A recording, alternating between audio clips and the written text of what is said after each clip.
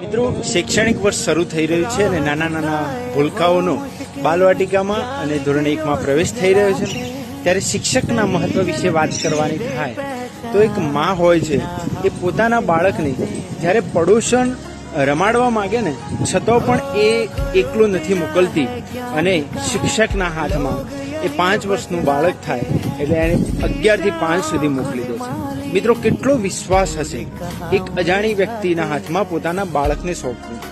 અને એટલા જ માટે માં પછી કોઈ સ્થાન આવતું હોય તો એ માસ્તરનું છે અને પ્રાથમિક શાળાના શિક્ષકોને માસ્તરનું સ્થાન આપવામાં આવ્યું છે. બહુ ઊંચું સ્થાન છે મિત્રો, કે સમાજની અંદર કોઈ પણ એન્જિનિયર હોય, ડૉક્ટર હોય, વકીલ હોય કે કોઈ પણ રાજનેતા હોય, એ પ્રાથમિક શાળાના શિક્ષકના હાથે એની કેળવણી થયેલી હોય છે.